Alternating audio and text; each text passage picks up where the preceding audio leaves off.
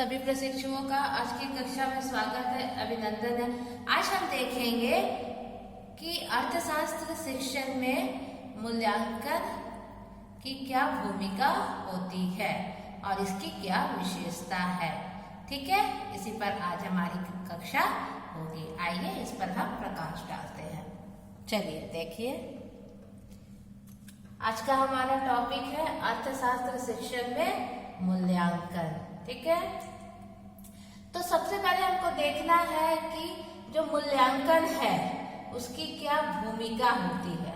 ठीक है, शैक्षिक प्रक्रिया का यह क्या है, एक अभिन्न अंग है। मूल्यांकन क्या है, शैक्षिक प्रक्रिया का अभिन्न अंग है।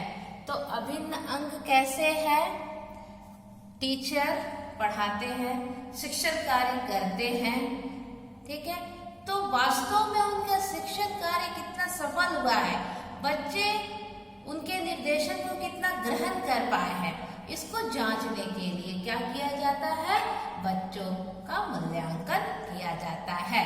अगर ये शिक्षण की प्रक्रिया में न रहे तो शिक्षक को यह ज्ञात ही नहीं हो पाएगा कि बच्चे उनके बताए गए निर्देशों को अनुसार कितना काम कर रहे हैं, उनके निर्देशों को कितना वे ग्रहण करने में सक्षम हो पाए हैं और उनके व्यवहार में कितना परिवर्तन आया है। ठीक है, तो इसलिए यह एक क्या है, शिक्षण का अभिन्न अंग है, शिक्षण अधिगम की प्रक्रिया का अभिन्न अंग है। ठीक है, चलिए और देखते हैं आगे।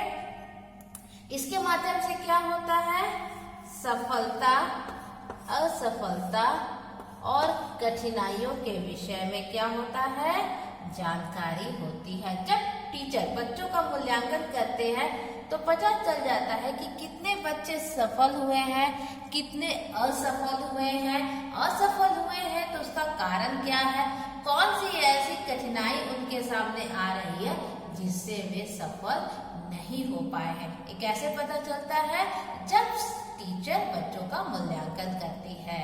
तो इसलिए ये बहुत ही महत्वपूर्ण है। ठीक है, और क्या होता है, इसके माध्यम से बच्चे भविष्य के लिए क्या हो जाते हैं, सतर्क हो जाते हैं। जब बच्चों का मूल्यांकन किया जाता है तो उनके कितने बच्चे सफल हुए, कितने असफल हुए, ये सारी जानकारी पता चल जाती है। तो ये बच्चे भी जानते हैं और टीचर भी जानते हैं, तो दोनों इसमें सुधार करने का प्रयास करते हैं ताकि भविष्य में परिणाम बेहतर आए। तो वो पहले से ही सतर्क हो जाते हैं, सक्रिय हो जाते हैं अपने प्रदर्शन को सुधारने के लिए। ठीक है, चलिए आगे देखते हैं। ऑडियो के माध्यम से मैंने आपको बता दिया कि मूल्यांकन क्या है। ठीक है, मूल्यांकन क्या है, शिक्षण अधिगम प्रक्रिया का क्या है, ये के महत्वपूर्ण अंग है, जिसके माध्यम से क्या होता है, बच्चे व्यवहार में कितना परिवर्तन लाए हैं यह ज्ञात होता है। और ये कैसे पता चलता है, प्रमाणों के आधार पर, साक्ष्यों के आधार पर, डेटा के आधार पर जो टीचर कलेक्ट करते हैं। ठीक है, चलिए मूल्यांकन क्या है, इसके द्वारा क्या पता चलता है, इसके द्वारा साक्ष्य एकत्रित किए जाते, छात्रों के व्यवहार में विद्यालय द्वारा किए जाने वाले परिवर्तन। ठीक है, छात्रों के व्यवहार में, छात्रों के व्यवहार में होने वाले परिवर्तन, होने वाले, ठीक है, होने वाले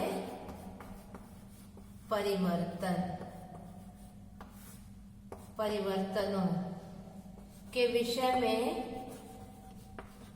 क्या होती है, विषय में जानकारी होती है।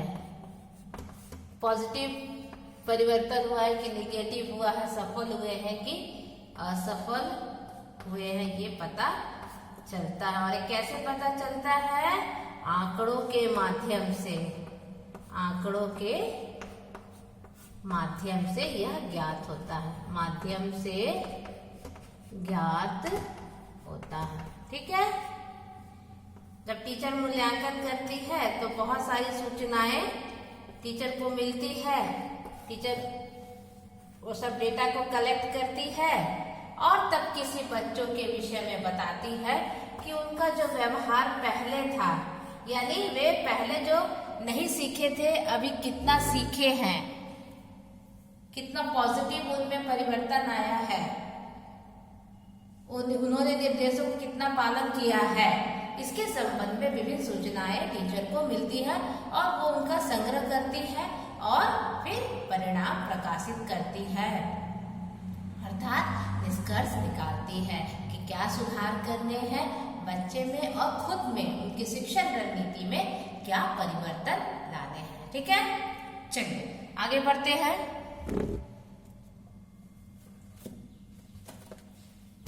अब हम देखेंगे कि मूल्यांकन की क्या विशेषता है। मूल्यांकन की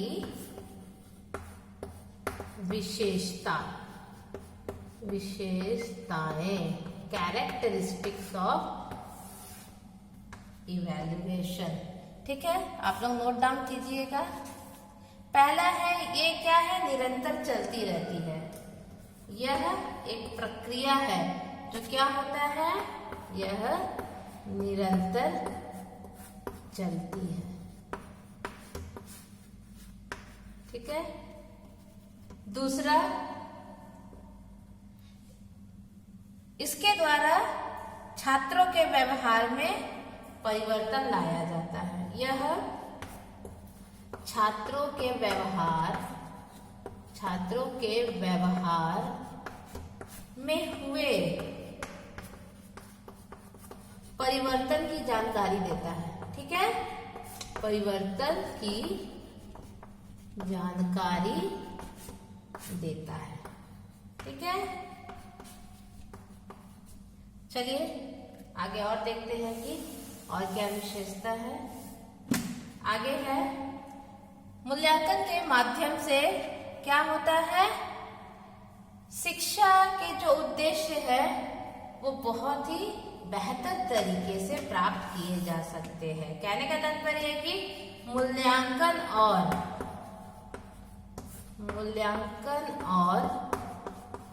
शिक्षा के उद्देश्य